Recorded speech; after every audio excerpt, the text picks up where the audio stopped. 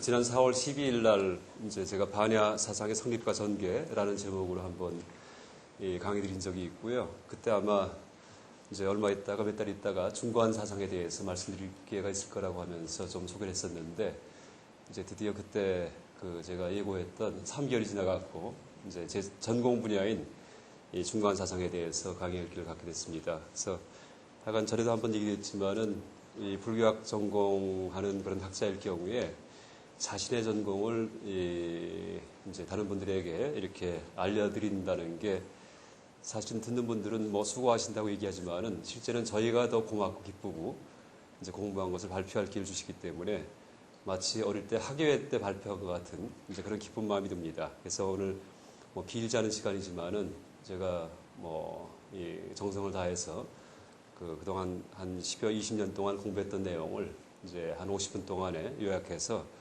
한번 정리해서 말씀드리겠습니다. 제목이 중관사상의 구조라고 되어 있는데요. 이제 혹시 오해하실까봐 제목에 대한 좀 해명을 해야 될 것 같은데, 원래 중관사상 자체는 구조는 없는데, 이 중관사상을 배우는 배우기 위한 편의에서 이걸 그냥 한꺼번에 쭉 얘기하면 참 이해하기가 힘들고요. 그래서 3단계로 나누어서 이제 알려드리는 게 이해가 쉽기 때문에 이렇게 이제 구조라는 이제 그런 이름을 붙인 것 같습니다.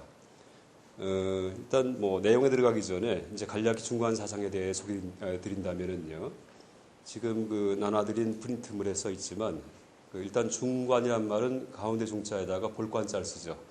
그래서 이제 가운데를 본다는 얘기인데 일단 중관 사상 중관학이라고 얘기를 하기도 하고요. 근데 이것은 원래부터 있던 용어가 아니고 현대 불교학자들의 그런 불교학자들이 만든 신조어입니다. 신조어.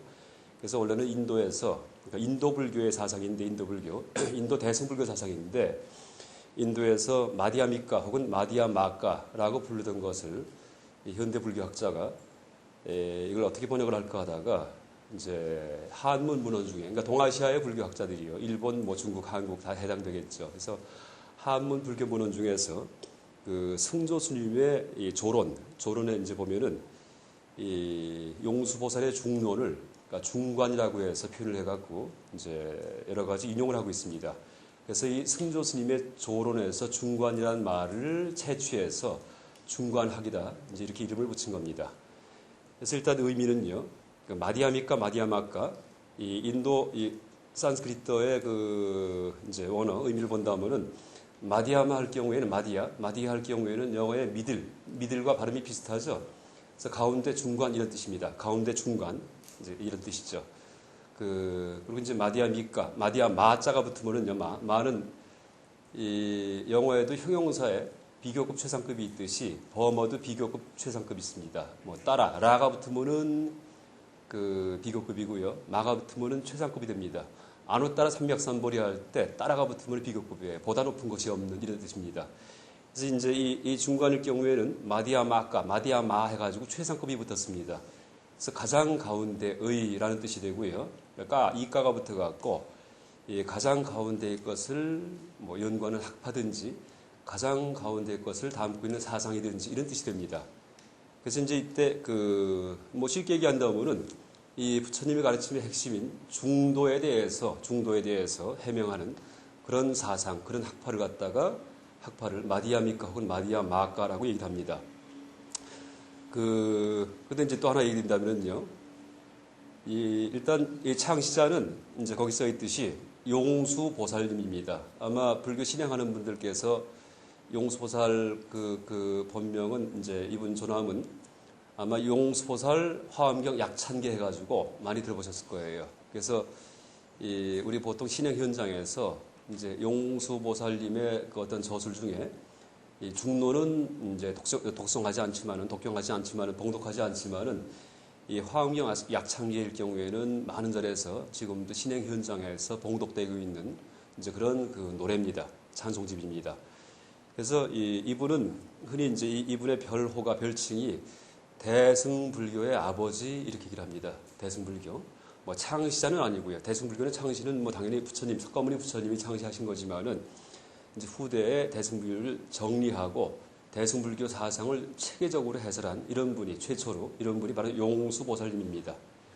우리가 이제 보살이라는 말을 붙이는데 그 관세음보살님이든지 미륵보살, 이제 아니면은 뭐 문수보현보살 같은 분들이요. 그러니까 지금 현재 이런 분들은 그 미륵보살 같은 분은 지금 현재 뭐 도솔천에 계시다 이렇게 얘기를 하기도 하고요. 관음보살이든지 보현 문수보살 같은 분들은 석가모니 부처님 당시 실존했던 분들이 아니고요. 그러니까 쉽게 얘기하면은 영적인 세계에 존재하는 분들입니다. 영적인 세계에. 그래서 기도를 통해서 이제 감응하는 이런 분들이 이제 그 문수보현 같은 분들이고요. 이 용수보살 같은 경우에는 석가모니 부처님 이후에 생존했던 분 중에 가장 위대한 분이다 이렇게 얘기할 수 있습니다. 그래서 또 별칭이 제2의 부처님이다 이렇게 얘기를 하기도 합니다. 제2의 부처님. 그래서 부처님의 버금가는 분이다라고까지 이렇게 우리가 칭송을 합니다. 또 하나 너무나 다행스러운 게 이분이 직접 쓰신 글이 남아있다는 거예요. 그러니까 석가모니 부처님 같은 경우에는 직접 글을 쓰신 분이 아니기 때문에 이제 교화를 하시는 그 내용을 나중에 열반하신 다음에 이제 얼마 있다가 제자분들이 결집이라는 그런 그 행사를 통해서 암송을 통해서 이제 전승되어서 지금까지 내려오는 것이 석가모니 부처님의 가르침이기 때문에 이 현대 불교학에서 혹시 이 중에 어떤 것이 혹시 왜곡되지는 않았을까 아니면은 뭐 새롭게 첨가된 건 없는가 누락된 건 없는가 이렇게 연구를 합니다. 그래서 그 실제 부처님의 진짜 가르침이 무엇인지는 아직도 이제 연구 중에 있고요. 그런데 이 용수보살께서는 직접 그분이 이 펜을 들고서 글을 쓰셨기 때문에 그게 지금도 남아있기 때문에 아주 너무나 정확하게 이분의 사상을 우리가 파악할 수 있습니다. 이분이 사셨던 연대는 지금부터 1800년 전인데요. 1800년 전인데 그 당시 쓰셨던 그 글이 범어 원전이 그냥 그대로 남아 있습니다. 그래서 아주 생생하게 그분 살아계시듯이 그분의 사상을 우리가 다 그분의 가르침을 다 이해할 수 있고 또 연구할 수 있습니다. 일단 이제 이 중간 사상은 간단히 얘기한다면은 가운데를 관찰한다 이렇게 이 뜻풀을 얘기 드렸는데요. 불교 용어를 갖다 이용해서 말씀드린다면은 그러니까 중도에 대해서 관찰하는 그런 사상입니다. 중도에 대해서. 그러니까 부처님 가르침의 핵심이 뭐냐 할 때 뭐 이연기법이다, 뭐 공이다 이렇게 여러 가지 얘기하지만은 되게 한마디로 얘기한다면 중도 사상이다 이렇게 얘기를 합니다. 아마 이제 과거에 조계종 종성 지내셨던 성철 스님 101번문 책 아마 보신 분들 계실 겁니다. 그 내용을 보면은 초기 불교부터 후기 선종까지 전체를 중도 사상 하나로 꿰서 쭉 해설하십니다. 그러니까 불교의 핵심은 중도에 있다 이렇게 얘기를 합니다. 중도에. 그래서 이제 그게 중도 사상인데 이 중도 사상에서 그러니까 중도 사상을 얘기하지 않는 불교는 없습니다. 다 이 사상적으로 얘기할 때 중도를 얘기하는데 일단 이제 중도라고 할 때 우리가 한 가지만 있는 게 아니고 크게 보면은 두 가지 중도가 있습니다. 하나는 실천적 중도고요. 실천적. 그러니까 수행론적 중도가 있고 다른 하나는 이제 이 사상적 중도가 있습니다. 일단 이 중간 사상은 사상적 중도에 해당합니다. 실천적 중도라기보다도요. 그러니까 실천적 중도는 이제 뭐냐 하면은 이 석가모니 부처님께서 깨달음을 얻으신 후 처음 찾아간 분들이 누구냐 하면은 같이 고행을 했던 5명의 비구 스님들입니다. 이분들께 찾아가서 한 250km 거리를 그러니까 뭐 서울에서 대전보다도 더 남쪽 같이 그렇게 먼 데를 맨발로 걸어서 가서 5분한테 깨달음의 내용을 전하시는데 그때 첫 번째 설법이 바로 중도의 설법입니다. 근데 어떤 중도냐 하면은 고락 중도의 설법입니다. 고락, 괴로움과 즐거움 이게 고락이고요. 그래서 이제 이 수행자는 고행에 빠져도 안 되고 고행. 보통 불교 수행을 할 때 혹은 불교만이 아니고 어떤 수행이라 하더라도 딱 수행은 두 가지입니다. 고행을 하든지 아니면 락을 추구하든지 기쁨을 추구하든지 이 두 가지입니다. 근데 이제 두 가지가 다 잘못된 수행이다라고 비판하시면서 중도의 수행을 얘기하시는데요. 이제 그걸 다시 얘기한다면은 일단 고행은 뭐 부처님께서 이 6년 동안 이제 수행하실 때 처음에 뭐 바가반이라는 선인에게 가서 고행을 닦으셨다가 나중에 이제 그걸 또 아무리 고행을 하더라도 번뇌가 사라지지 않기 때문에 다시 말해 탐욕과 분노와 세상에 대한 의심이 해소가 안 된다는 얘기예요. 고행할 때는 고행하다가 고행 끝나면은 뭐 기분이 좋겠죠. 그런 어떤 몸의 느낌이 있을지 몰라도 그 전까지 갖고 있던 인생의 번민이 아무리 고행을 해도 없어지가 않습니다. 그러니까 고행할 때 그뿐이고 일어나면 마찬가지예요. 그래서 이제 그 다음에 알라라 깔라마라는 분과 우따까라마푸타라는 분에게 가가지고 무소유처 삼매, 또 하나가 비상, 비비상처 삼매라는 그 삼매를 갖다 배우십니다. 근데 삼매를 닦으셨는데 닦을 때는 물론 번뇌가 없죠. 아마 여기 있는 계신 분들도요, 좌복, 방석에 앉아서 가만히 계시면은 번뇌 일어나는 분 없을 겁니다. 마음이 너무나 편안하고 아무 걱정도 없고 깨달은 것 같을 거예요. 근데 이제 문제는 방석에서 일어나갖고 밖에 나가면 그다음부터 번뇌가 생깁니다. 나는 누굴까? 왜 죽을까? 삶이 뭘까? 이런 그 지적인 번뇌도 생기고, 그 다음에 분노심도 생기고, 또 욕심도 생기고요. 그러니까 번뇌가 아무리 방석에 앉아 있어봐서 없어지지가 않습니다. 그래서 이제 그런 테크닉을 통해서 내 마음을 편안하게 해서 삼매에 들어가봤자 번뇌가 없어지지 않기 때문에 그 알라라깔라마 우타카라마부터 인도의 그 당시에 그런 그 수행자들께 배웠던 삼매를 다 버립니다. 번뇌를 누르기만 할 뿐이지 제거는 못하는구나 하고요. 그러니까 마음을 고요히 어떤 테크닉에 의해서 우리가 마음을 고요히 할 경우에는 아무리 그렇게 고요히 해봤자 그 테크닉 벗어난 다음 일상생활 속에서는 다시 또 경계에 부닥치면 번뇌가 일어납니다. 그래서 이제 두 가지를 다 버렸다는 의미에서 사실 고락중도의 수행입니다. 고락중도. 무슨 얘기냐 하면 고행도 하지 않고, 락은 무슨 의미냐 하면 세간락도 있지만은, 세속의 쾌락도 있지만은, 더 엄밀히 얘기한다면 삼매락을 버렸다. 이렇게 얘기할 수 있습니다. 삼매락. 삼매의 즐거움을 버리셨다. 그래서 이 진정한 불교 수행은 삼매에 빠져도 안 되고요. 삼매. 어떤 테크닉에 의해서 또 나를 괴롭히는 고행을 해도 불교는 아닙니다. 그래서 이 두 가지 수행을 다 버리고서 그 다음에 보리수 밑에 앉으셔가지고 어떻게 수행하시냐 하면은 12살 때의 기억을 되살리십니다. 그러니까 부처님 전기에 아주 정확히 나와 있습니다. 12살 때 농경제가 열렸는데 아버지 왕과 함께 농경제를 참관하시다가 벌레 한 마리가 꿈틀하고 쟁기에 튀어나왔는데 새가 쪼아먹고 날아가는데 그 작은 새를 큰 새가 또 채가는 그 모습을 보고서 차마 더 못 보십니다. 차마 더 못 보고서 자리를 옮겨가지고서 연부수라는 나무 그늘 밑에 가서 가만히 생각하십니다. 도대체 무슨 일이 일어났는가? 세상이 비상하구나 하는, 다시 말해 고성제를 갖다 자각하신 거예요. 고성제. 있는 그대로 보신 겁니다. 그때 이 경의 기록에 의하면은 초선까지 오르셨다. 초선. 그러니까 선의 단계가 초선, 2선, 3선, 4선이 있습니다. 첫 번째 선의 단계까지 올랐다 이렇게 나옵니다. 그래서 이제 그때 12살 때 기억을 되살려서 그때 그 방식 그대로 보리수 밑에서 수행을 하십니다. 그러니까 특별한 수행이 아닙니다. 그냥 곰곰이 생각하는 거예요. 도대체 세상에서 무슨 일이 일어나는지, 내 몸과 마음에서 또 지금 모든 생명체 세계에서 무슨 일이 일어나는지 그냥 가만히 보시는 거예요. 그걸 전문 용어로 정해쌍수 이렇게 얘기를 합니다. 가만히가 정이고요. 정, 마음을 멈추는 겁니다. 그 다음에 해가 보는 겁니다. 지관쌍원 이렇게 얘기합니다. 지가 멈출 지자고요. 사마타, 관은 비파사나, 이거는 보는 겁니다. 가만히 보는 거, 곰곰이 생각하는 거. 이걸 전문 용어로 지관쌍원, 정해쌍수 하니까 뭐 대단한 것 같은데 대단한 게 아니고요. 평소에 우리가 뭘 연구할 때 가만히 생각해요. 그 방식을 이 불교 수행의 방식으로 채택하신 겁니다. 이 지관쌍원, 정해쌍수를 갖다가 한마디 용어로 선이라고 얘기합니다. 데아나 혹은 제아나. 그러니까 선을 갖다 번역할 때 정여라고 번역합니다. 고요할 정자에다가 생각할 여자를 씁니다. 고요히 생각하는 게 선입니다. 다시 말해 곰곰이 생각하는 겁니다. 곰곰이. 그래서 곰곰이 이제 당신의 몸과 마음에 대해서 생각하다 보니까 이제 드디어 전생 기억이 나고 전생이 다 떠오릅니다. 가만히 생각하니까. 그러면서 내가 전생에 여시여시했다. 어떠어떠했다. 그러면서 전생에 이제 한두 번이 아니고 수천, 수백, 수억의 전생을 다 기억해내십니다. 그래서 이제 첫 번째 초야에 저녁 때 숙명통이 열렸다라고 이제 경에 기록하고 있습니다. 이게 첫 번째 전생 기억하는 거고요. 곰곰이 생각하다 보니까 심지어 전생까지 생각이 난 거예요.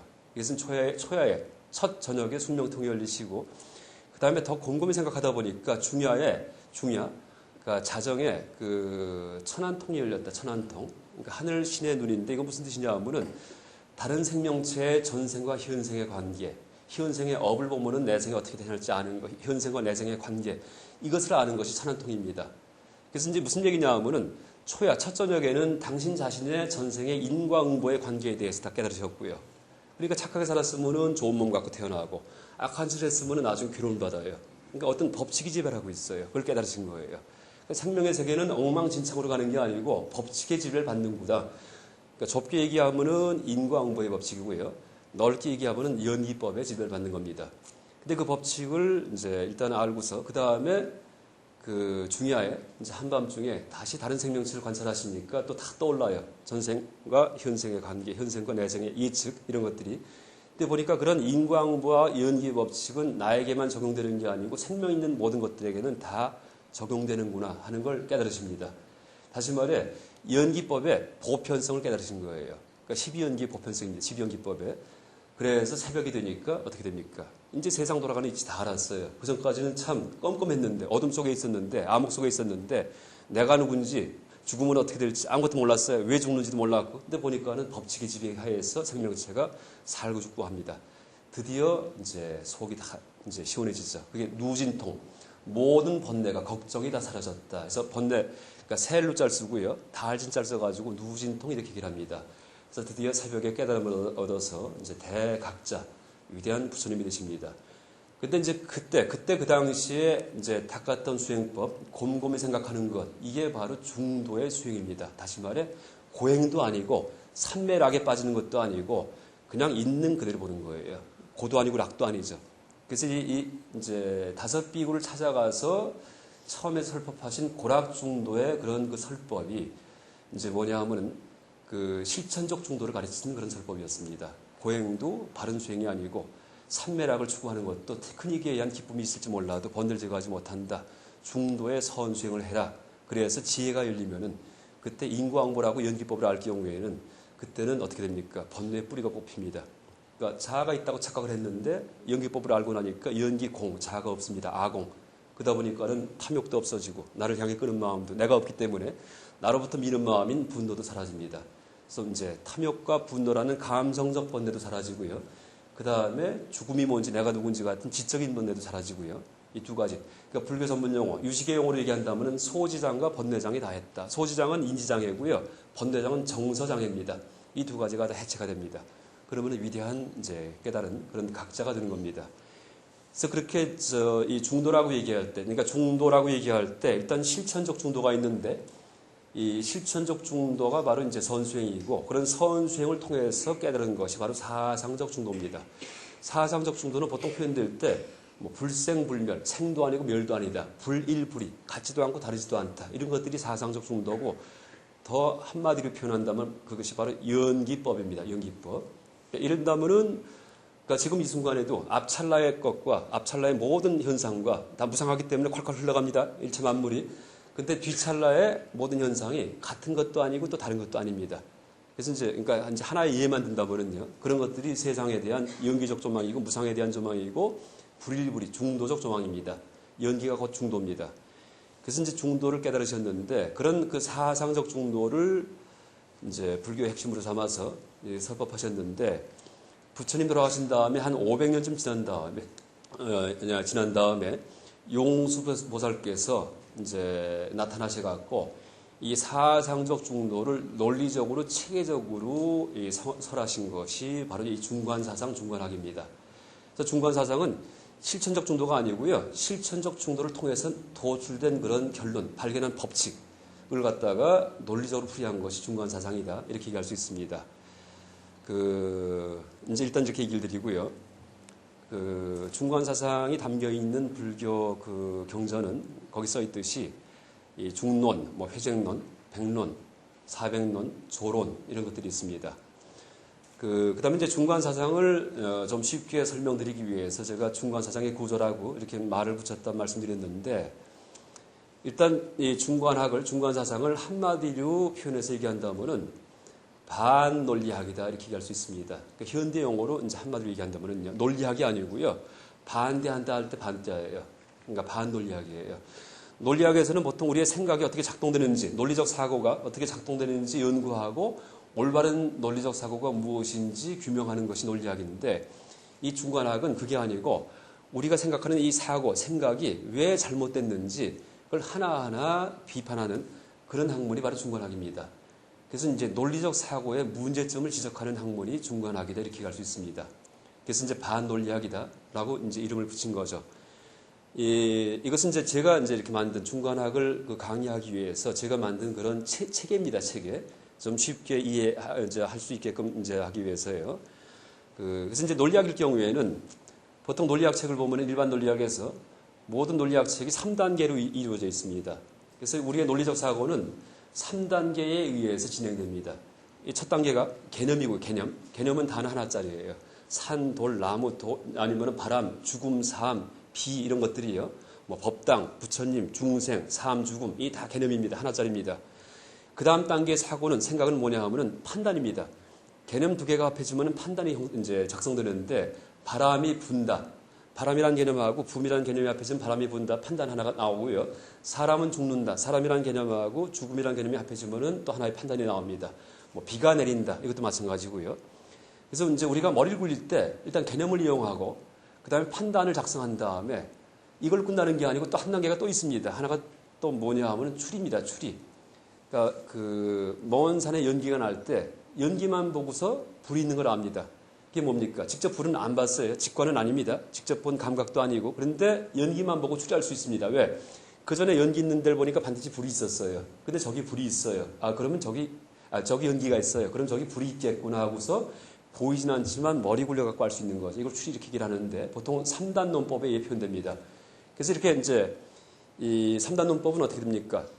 단순한 문장, 판단 3개가 작성되면 3단 논법이 됩니다. 사람은 죽는다. 소크라테스는 사람이다. 그러므로 소크라테스는 죽는다. 소크라테스 죽음, 사람 3가지 개념을 가지고서 연결시켜가서 3개의 문장을 만들면은 판단을 만들면은 추리가 되죠. 그래서 우리의 생각은 그 뛰고 날아봤자 이 3단계에서 벗어나지 못합니다. 뛰고 날아봤자 아무리 무슨 생각하고 고민을 하더라도 종교적 철학적 어떤 위대한 고매한 사상을 생각하더라도 3단계 한계 내에서 놉니다. 개념 판단 추리. 그런데 이 서양 논리학에서는 이런 개념 판단 추리가 올바른 것이 있다고 생각한 것이 서양 논리학이었고요. 이제 과거까지, 그러니까 불교 영향을 받기 전까지의 서양 논리학입니다. 그것이 아리스토텔레스에 의해서 기원전 한 300~400년 경에 성립한 그런 형식 논리학입니다. 아리스토텔레스가 오르가논이라는 책을 저술한 그 논리학이 2000년간을 갖다가 면면이 이어져 옵니다.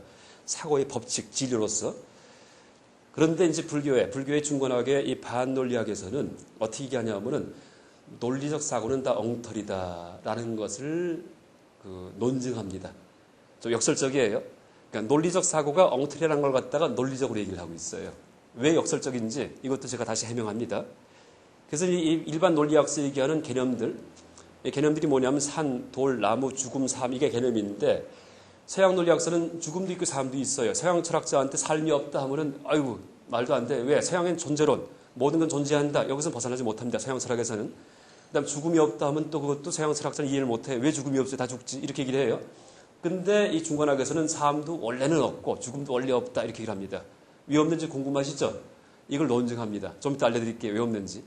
그 다음에 이 서양 논리학에서는 판단, 비가 내린다? 이건 정확한 판단이에요. 비가 내리고 있죠. 이렇게 얘기를 하는데 중간학에서는 비가 내린다? 이 엉터리 판단이다. 세상 비가 내리는 저 사건과 오늘 좀 비가 옵니다. 다행히. 제가 예를 들 수 있게. 지금 저렇게 비가 오는 사건하고 비가 내린다는 말하고 아무 관계가 없습니다. 왜 그런지 또 얘기 드립니다. 그 다음에 3단 논법 추리를 갖다 작성할 경우에 서양에서는 올바른 추리가 있고 논리적 오류에 빠지는 추리가 있다. 이렇게 얘기를 합니다. 근데 중간학에서는 모든 추리는 항상 반대 추리가 가능하다. 이렇게 얘기를 합니다. 그러니까 전부 다 틀린 거예요. 그러니까 사람이 머리 굴리는 게 옳은 것은 아무것도 없다라는 것을 또 머리 굴려 갖고 얘기하고 있습니다. 이게 이제 자가당착이에요. 그 자가당착이 어떻게 해결되는지까지도 또 다 얘기를 합니다. 중간학에서.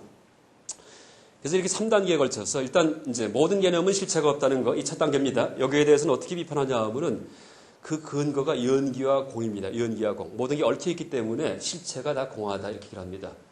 그래서 이제 지금 이제 예를 든다면은요, 이 법당의 크기가 참 크다라고 생각할 수 있어요. 큼이에요, 큼.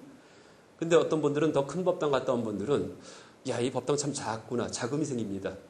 그러니까 이 법당의 크기에 실체가 있습니까? 없죠. 바로 그 얘기입니다. 이 법당에 대해서 크다는 생각이 들었는데 하나의 크다는 개념이 떠올랐는데 그 개념은 원래 그런 게 아니고 작은 개념을 염두에 뒀기 때문에 그래서 크다는 개념이 생긴 거예요. 발생한 거예요. 그래서 엄밀히 본다면 이 법당의 크기는 크지도 않고 작지도 않습니다. 그러니까 불교 전문 용어로 풀어서 말씀드리면은 비대비소. 그러니까 크지도 않고 작지도 않다. 어디서 많이 듣던 얘기죠. 불생불멸, 비대비소, 불일불이. 그렇죠? 비생비멸 다 같은 얘기입니다. 양쪽 다 비판합니다. 흑백 논리를 비판하는 게 중간학이에요. 흑백 논리. 그러니까 쉬운 예고요. 근데 이제 그런 것들은 이해하기 쉽습니다. 뭐 예쁜 사람도 아무리 어디에서 예쁜 사람도 이제 국제대회에 갖다 놓으면은 오랑우탄 같아요. 그렇죠? 그래서 이제 그게 항상 상대 비교에 의해서 예쁨, 못생김, 또 머리가 좋다 나쁘다 이것도 마찬가지예요. 어느 학교에서 1등을 했는데 또 수재들 모인 데 가니까 바닥을 긁고 있어요. F도 맞기도 하고.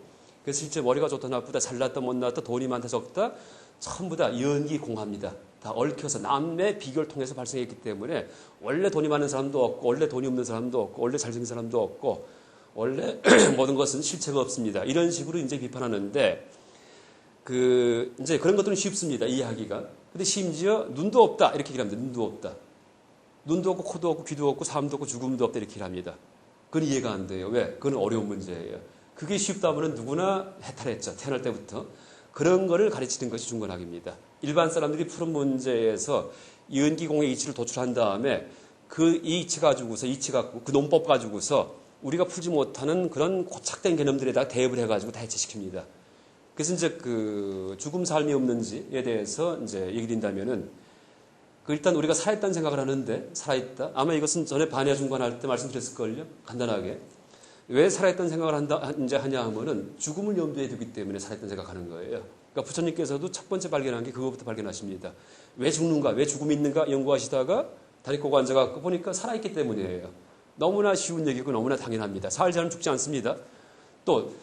그럼 또 우리는 왜 살아있습니까? 지금 다 살아계시죠? 왜 살아있습니까? 죽지 않았으니까. 이것도 당연합니다. 근데 이제 보세요. 내가 태어나기 전에 기억나는 분 손 들어보세요. 태어나기 전에. 안 계세요? 태어나기 전에 무입니다. 없을 무자. 죽은 다음에 내가 없어졌는데 죽은 다음에 누가 죽었다 돌아온 사람이 있어요? 없어요. 죽은 다음에 무가 됩니다. 태어나기 전도 무고 죽은 다음도 무기 때문에 지금은 어떻게 됩니까? 지금 유의 세계, 유. 나는 살아있다, 존재한다 이렇게 생각하는 겁니다. 그렇죠? 그러니까 머릿속에서 이제 그런 생각하는 거예요. 그런 양쪽에 마치 액자와 같은 물을 갖다가 염두에 두고서 그 안에 그림 같은 유의 세계, 삶의 세계를 갖다가 생각한 다음에 나는 살아있구나, 개똥밭에 굴러도 이승이 좋다 이렇게 이제 착각하는 건데 이제 보세요. 이건 생각의 세계이고 체험의 세계, 체험의 세계를 한번 보세요. 생각은 별별 생각 다 할 수 있어요. 토끼뿔도 생각할 수 있고 거북이 털난 것도 생각할 수 있습니다. 근데 그것은 실제가 아니에요. 체험만이 실제하는 건데 체험의 세계에서 내가 탄생하기 전에 물을 체험한 적 있는 분 손 들어보세요. 없죠? 죽은 다음에 무가 됐어요. 물을 체험할 수 있어요? 논리적으로 불가능하잖아요. 죽은 다음에 물을 체험할 수 없습니다. 체험한 적도 없고 체험할 수도 없는 물을 염두에 둔 다음에 마치 체험한 것처럼 체험할 수 있는 것처럼 나는 지금 살아있다 존재한다 착각하는 거예요. 그러니까 어떻게 돼요? 그러니까 탄생 전에 무도 원래 없어요.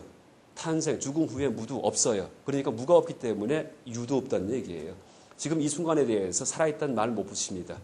지금 여러분들 살아있는 것도 아니에요. 물론 죽었다는 것도 아니지만 살았다 할 것도 없다는 얘기예요. 그래서 불생불멸이에요. 사람도 없고 죽음도 없답니다. 살았다 죽었다는 개념이 다 우리가 머리 굴려서 허구로 만든 것들이에요. 마치 긴 걸 갖다 놓으면 짧구나 생각했지만 긴 걸 치워보세요. 이게 짧아요 길어요? 말 못합니다. 그렇듯이 죽음 후에 탄생 전에 무를 염두에 두고서 체험한 적도 없고 체험할 수도 없는 건데 마치 그렇게 할 수 있는 것처럼 그 다음에 지금 이 순간은 살아있는 순간이구나. 삶이 소중하다 이러는 거예요. 근데 이걸 치워보세요. 그건 원래 체험할 수 없구나. 그럼 여기에 대해서 살았다는 말을 못 붙입니다. 그래서 삶이 없다, 죽음이 없다 이런 말이 나오는 겁니다. 이제 보세요. 조금 전에는 제가 큰과 작음이 실체가 없다는 얘기했습니다. 큰과 작음에서 해탈한 거예요. 해탈이 다른 게 아니고 그렇게 개념에서부터 하나하나 벗어나면 해탈입니다. 해탈. 물론 감성까지 다 해체가 돼야지 탐욕과 분노가 완전한 해탈이지만은 일단 인지만 해탈하는 것은 어렵지 않습니다. 논법을 통해 가능합니다. 그런데 삶과 죽음에 대해서 지금 해탈하셨어요, 벌써. 이제 죽어도 좋으세요? 그건 안 그렇죠. 왜 그럴까요? 죽음이 개념이 없다는 건 짐작을 했는데 죽어도 좋아는 아니에요. 왜? 감성은 아직 해결을 못했다는 얘기예요. 하고 싶은 게 많기 때문에. 명예욕도 있고 재물욕도 있고 음욕도 있고 그 다음에 어떻게 됩니까? 식욕도 있고 하고 싶은 게 많아요. 한 맺힌 게 많고. 이거 해체해야지만 그땐 죽어도 좋아해요. 죽을 때 무섭지도 않고 나 이제 가리라 자리 싸고 돌아가십니다. 그게 대열반입니다. 근데 그게 안 되고 죽을 때 겁나는 이유는 감성이 정리가 안 된 분들이에요. 그래서 이제 이 감성 정리가 뭡니까? 스님들 계행이에요. 그렇죠? 욕망 버리시고 분노하지 않으시고 하면서 무아를 체득하면 그때는 진짜 꿈에도 화내지 않고 꿈에도 욕심이 없는 사람일 경우에는 죽을 때 시원합니다. 대아라한 나는 다시 태어나지 않으리라 대열반 드시죠. 근데 그거는 이제 먼 얘기고 그래서 우리 같은 경우도 말은 다 하죠. 근데 해탈한 거 아니에요. 그러니까 제가자입니다. 아직도 결혼 생활하고 있고 그렇죠? 아직도 하고 싶은 게 많고 명예욕도 있고 별별 욕심이 다 있습니다. 그러니까 제가 불자 교학자는 지도만 그릴 줄 알 뿐이지 여행은 못 떠나는 사람이에요. 차마 욕심이 많기 때문에. 그래서 이제 제가 불자 교학자가 아무리 교학을 많이 알아도 가출과한 스님들한테 삼배를 올리는 이유가 뭐냐면은 스님과 이 교학자, 제가자의 차이점은 아는 거의 차이점이 아니에요. 행의 차이점입니다. 욕망에서 벗어나는 길을 갔다가 가신 경우에는 스님이시고 그렇지 않고 아무리 말을 잘하고 아는 게 많아도 행동이 그냥 탐욕에서 벗어나지 못했으면은 이건 속인입니다. 그래서 이제 우리가 말은 다 하지만 깨달은 거는 아무 관계 없습니다. 지도만 한참 얘기하는 거예요. 근데 정확한 지도는 그릴 수 있습니다. 정확한 지도는. 왜? 모든 언어를 다 알고 불교 언어에 대해서 웬만한 경우는 다 봤기 때문에 어쨌든 이제 지금 개념을 비판하는 거 하나 예를 들었는데 삶과 죽음이 없고 그 다음에 큼과 작음이 없습니다. 이제 일단 이해하셨죠. 근데 이제 더 나갑니다. 더 나가서 이제 보세요. 반야심경에 보면은 아까도 이제 독송하셨는데 눈도 없고 코도 없고 귀도 없다 이렇게 얘기를 했습니다. 근데 왜 눈이 없습니까? 눈이 여기 있는데.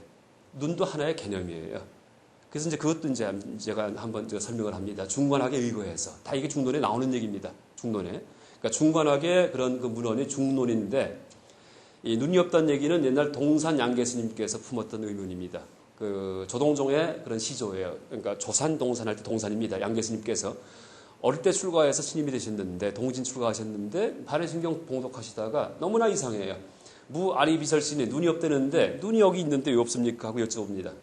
그 어른 스님한테. 그러니까 이분이 답이 막혀요. 그래서 참 그릇이 크구나. 내 감당할 그릇이 아니구나 하면서 딴 데 보내십니다. 그러면서 이제 크시는데 그래서 큰 어른이 되시는데 자, 왜 눈이 없습니까? 우리가 항상 봉독했는데. 몰라요. 근데 이것도 아마 전에 한번 예를 들었을 겁니다. 왜 눈이 없냐 하면 중론에서는 어떻게 얘기하냐 하면은 아주 간단명료해요. 곰곰이 생각하라는 얘기예요. 있는 그대로 보라는 얘기예요. 있는 그대로가 여실지라는 얘기입니다. 여실지 있는 그대로 보라는 얘기인데 한번 본인 눈이 있나 한번 찾아보세요. 어디 있나. 손은 보이고 팔도 보이고 다 보이는 눈 한번 보세요. 자기 눈을 갖다가. 안 보이죠?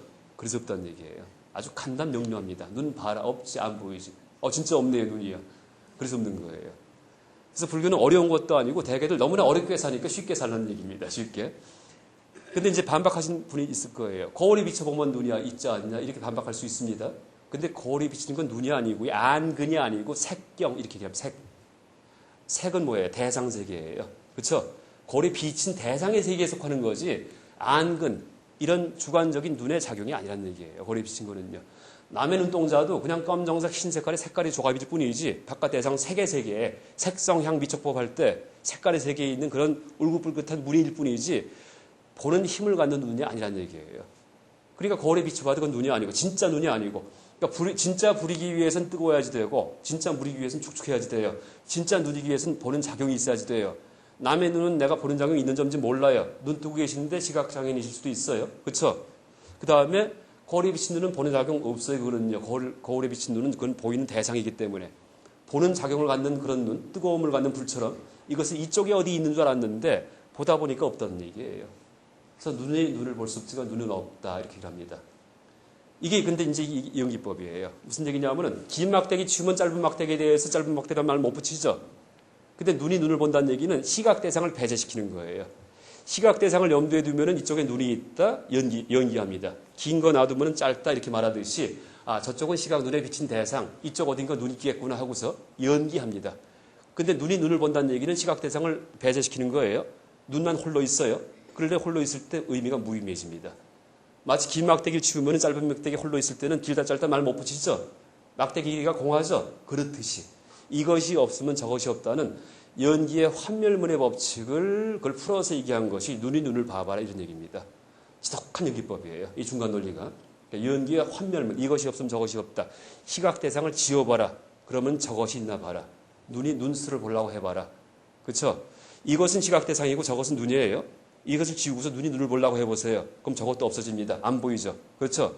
근데 이것을 발생시켜요. 저건 시각 대상이다 하면 눈이 여기 어디 있는 줄 알아요. 나는 눈으로 뭘 보고 있다고 착각하고 살죠. 그런데 실제 우리가 눈에 보이는 시각의 세계에서 어디까지가 눈이고 어디까지가 시각 대상이에요. 선이 거 있나요? 여기부터는 시각 대상이고 여기부터는 저기까지는 시각 대상이고 여기부터는 눈인가요? 그런 선 안 거 있어요. 근데 멋대로 선을 겁니다. 생각 속에서. 그래서 눈이 시각 대상을 본다 이렇게 말을 붙여버립니다. 원래 그런 일은 세상에 발생하지 않습니다. 그래서 눈이 본다 이런 말이 다 엉터리다. 사람은 죽는다 엉터리다 이렇게 합니다.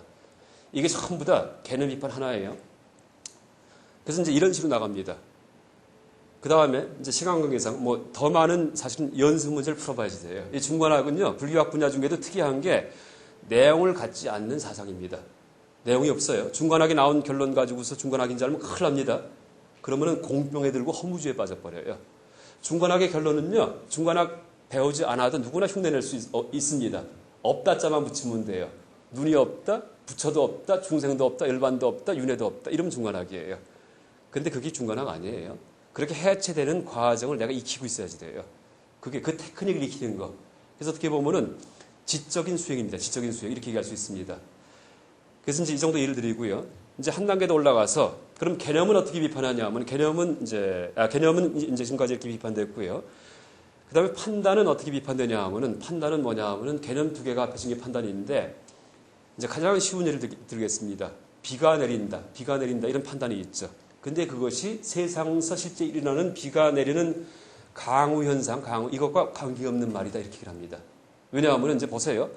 비가 내린다 할 때 이제 보세요. 비가 있어가지고서 그러면 내리는 작용을 해요? 철수가 뛰어간다, 바둑이가 걸어간다 이렇게 얘기할 수 있는데 이제 물론 그것도 나중에 다시 비판됩니다. 비라는 분께서 내리시는 작용을 하십니까? 아니죠. 비가 내릴 때 어떻게 돼요? 그냥 물이 쭉쭉 떨어지는 하나의 현상이에요. 근데 말을 붙이려면 두 개의 개념으로 잘라버립니다. 싹둑싹둑.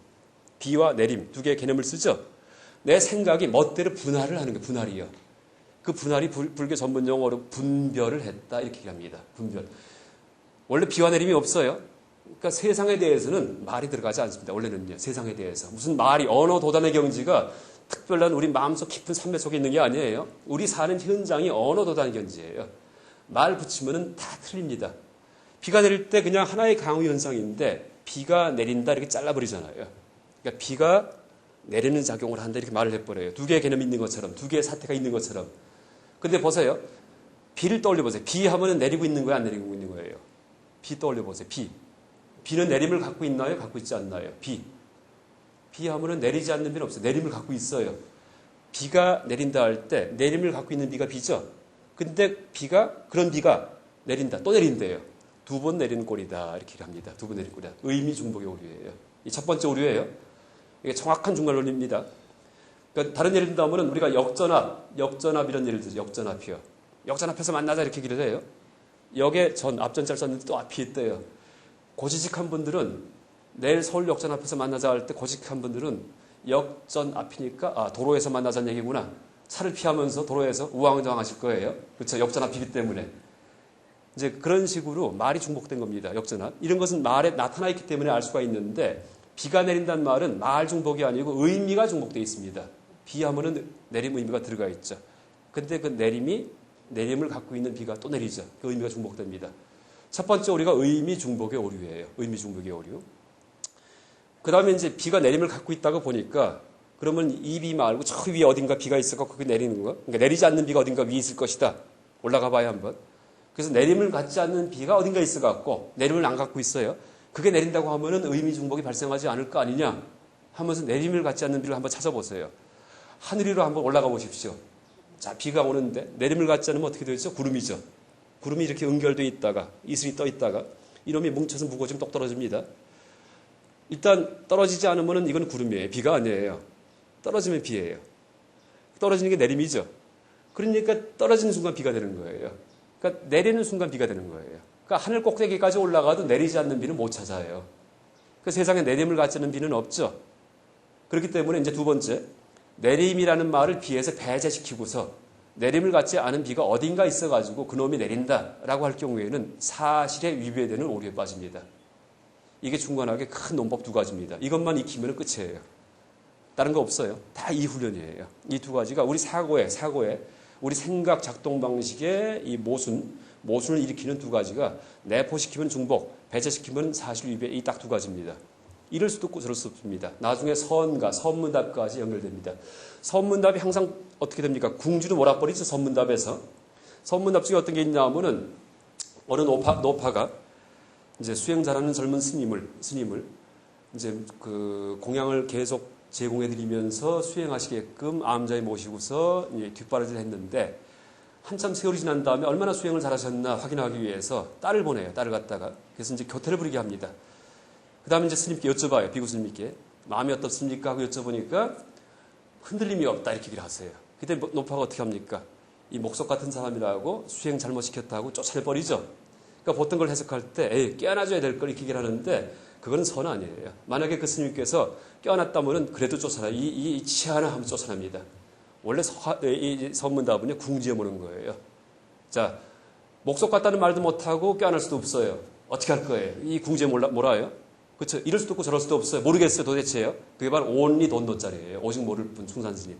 모름의 자리가 생각을 끊어진 자리입니다. 생각이 끊어진 자리요. 그래서 충산스님 법문이 바로 생각 끊어진 자리, 중도 자리를 갖다 자꾸 제시하는 거예요. 그러니까 뭘 물어볼 때 막 치기도 하고 하는 게 중도 자리예요. 생각 들어가지 못한 자리. 그때 무슨 답을 머리 굴리면 틀린 거예요. 멍청하고 있으면 됩니다. 그러면 박수 치는 거예요. 잘했다고. 이제 보세요. 이게 중도짜리인데 지금 보세요. 비가 내린다 할 때도 이렇게 해석해도 틀리고 저렇게 해도 틀리죠. 중도짜리예요. 근데 그것을 논리적으로 왜 비가 내리는 현상에 대해서 이렇게 이렇게 이해도 해도 안 되고 틀렸고 저렇게 이해도 틀리는지 대해서 내포를 시켜도 틀리고 중복의 오류가 빠지니까 배제를 시켜도 틀리는지를 논리적으로 설명하는 게 중간학입니다. 그러니까 지금 비가 내리는 현상은 중도 현상이에요. 중도 현상. 우리의 생각이 들어가지 못하는 현상이에요. 흑백 논리가 들어가지 못하는 현상이에요. 흑도 틀리고 백도 틀린 현상이에요. 비가 내리는 것만이 아니고 바람이 분다 할 때도 마찬가지예요. 우리가 체험하는 세상 만세 전체가 다 중도입니다. 뭐 중도가 특별한 데 있는 게 아니고 이제 또 예를 들어볼게요. 판단 비판에 대해서 바람이 분다 할 때 이제 보세요. 자, 바람이 부는데 바람 중에 바람이 불고 있는 게 바람이에요? 불지 않는 게 바람이에요? 바람 떠올려 보세요. 바람이 막 불어요. 바람이요. 바람이 분다 할 때 바람이 불고 있어야 바람이죠. 근데 그런 바람이 분다 이렇게 말을 해버려요. 근데 바람이 부는 바람인데 아이고 바람이 정신 나갔어요. 왜 또 불어요? 불고 있는데 바람이 분다 말을 하면은 바람 부는 바람이 또 분단 말이 되거든요. 그러니까 부음이 두 번 있는 중복의 오류에 빠진다 이렇게 합니다. 그럼 반대로 불지 않는 바람이 어딘가 있어갖고 저쪽에 지금 막 바람이 불고 있으니까 남산 저 위부터 불기 시작한 것 같아요. 그러니까 한번 찾아가 봐요. 거기 바람이 있는지 바람님이 계신지. 그러니까 동화에서는 바람들이 바람나라에 옹기종기 모여 있다가 불기 시작했습니다. 바람나라에 가면은 바람님들이 뭐 빨간 바람, 파란 바람, 찢어진 바람 이렇게 모여 있다가 자 우리 불자 하고 불기 시작했습니다. 이건 동화에서는 얘기할 수 있어요. 근데 실제 생각의 세계에서 말을 할 수 있어요. 근데 실제 체험의 세계에서는 없습니다. 실상이 아니라는 얘기예요. 그러니까 바람은 반드시 부음을 가져야지만 바람입니다. 그래서 바람이 분다 할 때 이 바람이라는 말 속에 부음의 의미가 들어가 있기 때문에 바람이 분다 하면 의미 중독에 빠지고 또 부음을 빼버린 바람이 따로 있어서 분다 할 경우에는 그런 사실은 세상에 없기 때문에 사실에 위배되는 오류에 빠집니다. 이럴 수도 없고 저럴 수도 없어요. 바람이 부는 현상에 대해서 말을 붙이지 못합니다. 바람이 부는 것은 중도적인 현상이에요. 이제 됐어요. 그러니까 두 가지를 갖다 이제 들었습니다. 세상 전체가 다 그렇다는 얘기입니다. 그러니까 이제 중간학이 이렇게 이제 우리가 생각을 굴려갖고서 만든 말은 다 중간 논리에 들어오면은 다 부서집니다. 그러니까 심지어 선가에서 쓰는 말조차도 말인 이상은 들어오면은 전부 다 망신당해요. 이제 보세요. 근데 물론 선에서 쓰는 말들은 다 소중한 말들이에요. 그러니까 지금 제가 중간학을 통해서 일단 다 해체시키고 죽였다가 조금 이따 또 다시 살아나게 드릴 테니까 걱정하지 마세요. 이제 보세요. 선에서 어떤 말 쓰냐 하면은 불림문자 이런 말 쓰죠. 불림문자. 문자 세우지 말아라 이렇게 얘기를 하죠. 근데 그 말이 맞아요? 틀려요? 불림문자도 문자인가요? 아닌가요? 그것도 문자죠. 불립문자, 4개 문자 썼죠. 그러면서 남에 대해서는 문자 세우지 말래요. 사돈 낱말하는 거예요. 그러니까 사실은요. 불립문자가 질리기 위해서는 불립문자도 세우지 말아야 돼요. 그렇죠? 그런데 본인은 세우면서 남들만 문자 세우지 말래요. 불립문자가 막 맞는 말처럼. 제가 지금 쉽게 풀어 설명했지만 이 말씀이 육조 해능 스님 말씀이에요. 그러니까 법보당경, 육조당경, 제일 마지막 부척품에 보면 부척품, 제일 마지막 품이에요. 여기에 보면은 어떻게 얘기를 하시냐 하면은 불용문자 하지만은 문자 쓰지 말라 하지만은 그 말 하지 말라. 불용문자 이 말도 역시 문자니라 이렇게 얘기를 하세요. 육조 해능 스님. 나중에 댁에 가서 한번 보세요. 법보당경. 또 불립문자 하지만은 불립양자 역시 문자니라 이렇게 얘기를 하십니다. 경전은 소중하다 이렇게 얘기하십니다. 물론 경전을 비판도 할 수도 있어요. 선은요. 이럴 수도 있고 저럴 수도 있는데 저러는 측면을 지금 얘기 드리는 거예요. 그래서 이제 불립문자란 말이 일단은 사람 머리 굴려서 입에서 터진 순간 중간 논리에 대입하면은 모순에 빠집니다. 이게 이제 바람이 분다라는 말이 모순에 빠지는 거와 구조가 똑같아요. 왜냐하면은 이제 보세요. 바람이 분다 할 때 바람이 붐을 가지고 있죠. 근데 그놈이 또 불죠. 중복되죠. 부는 바람이 또 불어요. 불림물자 할 때 니드 문자죠. 문자 세우지 마 했는데 니드 문자 아니야. 중복되죠. 또 반대로 바람이 분다 할 때 바람은 부음을 갖지 않은 바람이 어딘가에 있어서 분다 할 경우에는 그런 바람은 세상에 없어요. 그런 바람은 없기 때문에 사실이 유배가 돼요. 분리문자 할 때 분리문자만은 문자가 아니야. 다른 문자 세우지 말라는 얘기할 경우에 그러면 사실이 유배가 돼요. 그렇죠? 두 가지 구조가 똑같아요. 역설이 이제 분리문자가 역설의 파라독스에 빠지는 건데 파라독스에 내재한 그런 그 모순 구조가 이 중간학에서 바람이 분다는 그 말 판단이 비판되는 모순 구조와 똑같습니다. 우리의 사유의 모순 구조예요. 우리의 사유의. 그래서 이제 그런데 이런 말을 갖다가 왜 이제 자꾸 이렇게 비판하냐 하면은 뭐 바람이 분다는 비판하기 위한 거 아닙니다. 왜 중간학에서 이렇게 우리의 개념 판단 이런 것들을 비판하냐 하면은 우리가 종교적인 의미를 품을 때 뭘 갖고 품습니까? 나는 누굴까? 죽으면 어떻게 될까? 삶을 뭘까? 왜 세상은 다 존재하는가? 이런 것들 아주 고상한 어떤 철학적 종교적 의문을 품을 때 무엇을 가지고 의문을 품습니까? 머리 굴려서 생각 갖고 의문을 품어요. 그렇죠? 그 도구가 바로 생각이에요. 근데 우리의 생각과 머리 굴리는 것, 우리의 언어 이런 것들이 세상을 있는 그대로 묘사하는 능력이 있다면은 그런 종교적 철학적 의문들도 전부 다 진짜일 거예요. 근데 중간 논리, 공의 논리학에서 이 점검을 해보니까 우리의 생각 자체는 전부 다 내적 모순을 갖고 있어요. 그렇기 때문에 아무리 고상한 의문을 품어도 전부 다 엉터리 의문이에요. 그렇기 때문에 중간학을 취득할 경우에는 나한테 들었던 종교적 의문들에 대해서 막 답을 낼 게 아니고 아이고 이게 문제 잘못됐구나. 원래 아무 문제도 없는데 원래 나는 지금 살아있는 것도 아닌데 죽음도 없구나. 이렇게 문제가 해소가 됩니다. 그래서 불교적인 어떤 방식은 문제를 가만히 놔두고서 답을 구하는 거 아니에요. 불교는요. 회광반조예요. 회광반조. 서치라이트 가지고서 바깥을 비치는 게 아니고 널리 비치라는 얘기예요. 회광반조. 논리적으로 회광반조하라. 이게 바로 중간학입니다. 그래서 이제 내가 머리 굴려갖고 진짜 왜 죽을까? 참 이거는 보통 사람들한테 드는 의문은 아니에요. 종교적인 천재한테만 드는 의문입니다. 나는 누굴까? 왜 죽을까? 이건 보통 사람들은 못 들어요. 배고픈 소크라테스한테만 드는 의문이지 배부른 돼지는 이런 생각 안 합니다. 배부른 돼지. 근데 요새는 거꾸로 됐죠, 세상이요. 옛날 속담은 서양 속담도 배부른 돼지보다 배고픈 소크라테스가 낫다가 서양 속담이었는데 요새는 어떻게 돼요? 부자 되세요, 돼지 되세요. 이렇게 돼요. 배고픈 소크라테스보다 배부른 돼지가 낫다. 요새는요.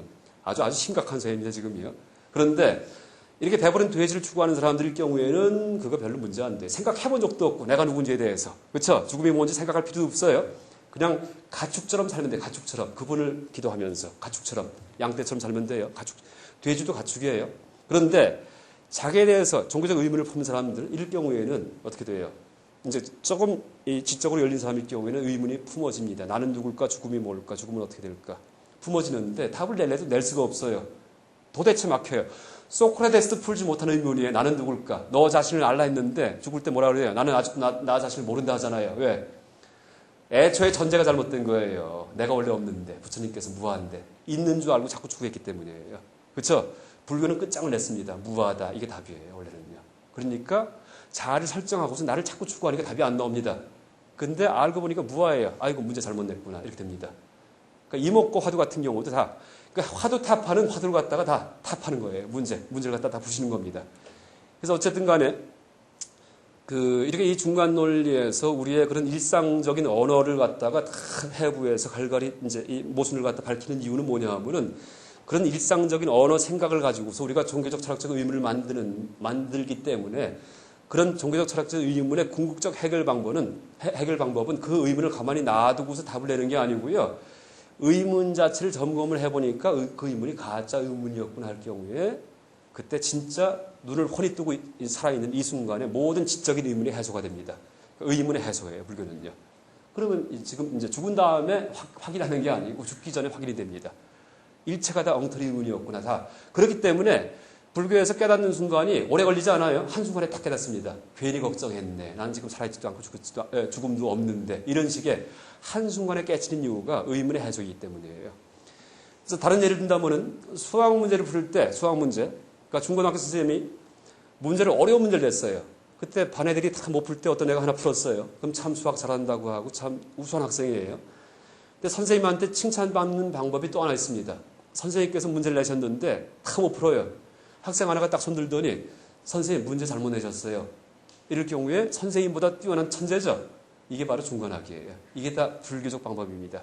우리가 문제 잘못 내고 살았구나 하는 거를 근데 그 결론을 갖다 지금 체득하시면 안 돼요. 그 방식을 익히셔야지 돼요. 그래야지 그게 죽은 다음에 내생까지 갑니다. 결론만 체득하면은 다 허무주의자에 빠져가지고서 그죠? 그 다음에 그러니까 불교를 오해한 그러니까 공병에 든다, 단견에 빠진다, 단견 유무할 때 무의 견해에 빠진 그런 잘못된 불교관을 갖게 됩니다. 이 정도 얘기 드리고요. 그러니까 이제 거기에 예문을 몇 개 이제 놔뒀는데 그 예문 속에 이제 개념 비판, 판단 비판들이 있습니다. 근데 이런 중관학이 너무나 또 위험한 사상이에요. 위험한 사상.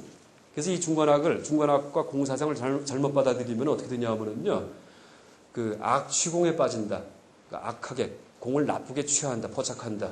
라고 얘기를 합니다. 이게 뭐냐 하면은 공은 원래 사상이 아니에요. 그러니까 중관학도 사상 아니에요. 중관학은요, 지금 말씀드렸듯이 테크닉이고 기법입니다. 기법. 그러니까 이제 이 중고등학교 때 그런 교과 과목에 비유한다면은 사회 역사와 같은 것은 암기해야지 돼요. 암기. 근데 중고등학은 수학이에요. 그래서 수학 공부할 때 곱하기 배운 다음에 선생님이 연습 문제 풀어주셨는데 한 100개 풀어줬는데 답을 내일 시험 본다니까 어떤 학생이 답을 다 외웠어요. 그럼 다음날 시험 볼 수 있어요? 다른 문제를 내면 못 보죠? 이제 다 틀려요. 답을 암기할 경우 다 틀려요.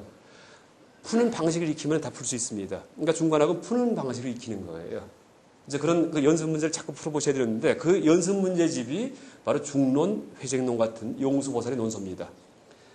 그래서 이제 이걸 이제 오해해가지고서 중관학의 어떤 그 결론을 갖다가 사상으로 이해할 경우에 공견에 빠졌다. 이렇게 합니다. 공견. 공을 갖다가 세계관으로 삼았다. 증상이 뭐냐 하면은 막행막식이에요. 가치 판단이 상실됩니다. 그래서 불교 공부를 참 열심히 했는데 아무 행동이나 막 하는 분들이 있어요. 무의 행. 들어보셨죠? 불교 아니에요. 불교는 무의 심이에요. 무의 심. 그때 얘기 드렸죠? 계율이 완성된 분들은 계율을 파는 분 아니에요. 절대 설행을 안 하는 사람이에요. 너무나 착하기 때문에.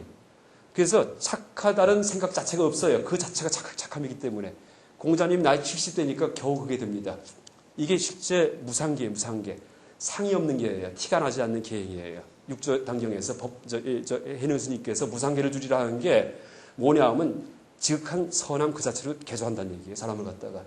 이런 사람은 착하게 살겠다는 다짐이 없습니다. 착한 그 자체이기 때문에. 이게 원래 선행이에요. 선도 악도, 이게 바로 선도 악도 없는 경지입니다. 그게요. 그런데 오해할 경우에, 공병에 빠질 경우에, 공의 병에 들었다 이렇게 합니다. 공병에는 약도 없다 이렇게 합니다. 이럴 경우에는 그때는 선도 악도 없다, 악행도 해도 되겠구나 이렇게 됩니다. 그거 불교 아니에요. 경전 도초에서 너무나 그걸 경계합니다. 제가 읽어드릴게요.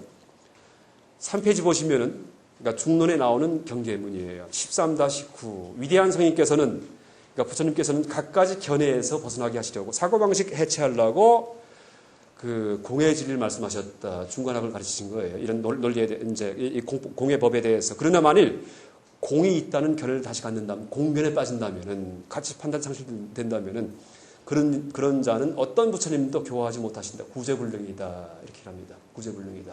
너무나 무서운 겁니다. 근데 실제는 이 공사상 공부하다가 그렇게 빠지기 쉬워요. 너무나 쉬워요. 오해하기 때문에. 두 번째, 24-11번 보세요. 공을 올바로 이해할 수 없어, 관할 수 없어서 둔궁기, 하근기는 자기를 해친다. 마치 잘못된 주술이나 잘못 잡은 뱀처럼, 독사처럼 돼 있죠. 그러니까 주문을 갖다가 잘 읽을 경우에는 주문, 이때 병을 고쳐요. 근데 서무당이 사람 잡는다 얘기하죠. 무당을 막 주문하면서 했는데 보니까 왜 죽어버렸어요, 사람이요. 그렇죠? 서무당이기 때문에. 그 다음에 뱀 잡을 때 목을 딱 잡으면 물리지가 않는데 꼬리를 잡으면 물리죠. 이게 중관학이에요. 공사상이에요. 제대로 알고 들어가야지 착한 사람만이 공사상 공부할 자격이 있습니다. 원래는 그렇습니다. 그래서 원래 티베트 불교계에서는 기초 심성 훈련 다 시킨 다음에 마지막에 가서 그때 중관학 가르쳐요. 한 10몇 년 지난 다음에. 그래서 중관학은 지금 배우긴 하셨지만은 다 잊어버리세요. 그 다음에 이제 계행을 열심히 닦으시고 많이 베푸시고 분별을 내서 사시기 바랍니다. 또 하나 얘기 드릴게. 아까 이제 불립문자가 자가당착에 빠진다는 말씀드렸는데 다시 살려요. 그 말 못 쓰는 거 아니에요. 쓸 수 있어요. 너무나 훌륭한 말입니다. 근데 이제 그런 자가당착 이해가 또 뭐가 있냐 하면은 어떤 사람이 집을 깨끗하게 하나 진 다음에 집을 새로 진 다음에 벽에다가 페인트를 하게 칠한 다음에 가만히 보니까 동네에 개고장이가 많아요. 걱정이 돼가지고서 빨간 페인트로 벽에다가 낙서금지 이렇게 썼어요. 자기 집에다가. 그 바보죠? 그쵸?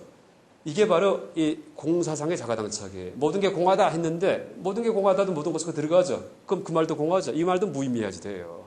제 말도 마찬가지예요. 제 말도 다 엉터리예요. 제 말도 다 엉터리예요. 이것도 제 말이죠. 이것도 엉터리게 사실은 돼야지 돼요. 그러니까 어느 말도 못하죠, 사실은요. 어느 말도 못하죠, 사실은요도 이것도 마치 진리인 것처럼 신용을 하죠. 이것도 말인데. 그러니까 이게 중간학이에요. 이게 중간학이에요 하면서 이게 중간학이에요만은 그런 그 논리적 모순에서 벗어난 것처럼 또 빼려고 그러죠. 그래서 이제 이런 언어의 한계를 갖다가 느낌을 받으셔야 자각을 해야 됩니다. 그러면 어떤 말을 해도 다 틀리구나. 물론 이 말조차도 다 자가당착에 빠져요. 마치 낙서금지처럼. 그런데 못 쓰는 게 아니에요. 쓸 수 있어요. 지금 강의하듯이 쓸 수 있습니다. 언제? 집을 깨끗하게 졌는데 애들이 와서 막 낙서를 해요. 그때 가서 위에다 쓰는 거예요. 낙서 금지. 아니면 낙서하는 사람들 가만 안 놔두겠다. 무섭게 해골 하나 그리고. 이러면 그다음부터 무서워서 애들이 낙서 안 해요. 그때 어떻게 돼요? 그 다음에 다시 다 지우는 거예요. 그럼 깨끗한 벽으로 유지가 되죠. 이게 불교의 교법이고 중간학이고 공사성입니다. 원래는 세상에 아무 문제가 없는데 삶이 있고 죽음이 있는 줄 알아요. 착각을 해요. 고민을 해요. 다 사성 실체가 있는 줄 알아요. 그러니까 실체가 없다, 공허하다, 삶도 죽음도 없다 해주는 거예요. 그래서 응병요약, 병이 있으니까 약을 주는 겁니다. 그래서 이제 이런 방식으로 이 자가당색에 빠졌습니다. 중간학 자체도. 왜? 말을 써가지고 중간학을 얘기하기 때문에 중간학도 개념과 판단을 이용해야지만 중간학을 가르칠 수 있습니다. 그렇지만은 그게 모순에 빠져 있지만은 그런 효용이 있고 공능이 있다. 예, 공능. 이게 바로 응병요약의 그런 방편이다. 이렇게 얘기할 수 있습니다. 그래서 중간학이 어쨌든 우리의 논리적 사고를 입편하는 것이고 그 목표는 종교적 철학적 고민을 해소하는 데 있고요. 또 중간학 자체가 자가당색에 빠져 있지만은 그게 공능을 갖는다, 효용을 갖는다는 면에서 아주 응병요약의 아주 선교 방편이다. 이렇게 이제 얘기 드릴 수 있습니다. 뭐 짧은 시간에 이제 너무 많은 내용을 얘기해서 죄송하기도 하고 혹시 또 다음 기회가 되면은 다시 또 좋은 시간 갖기로 하겠습니다. 감사합니다. 네.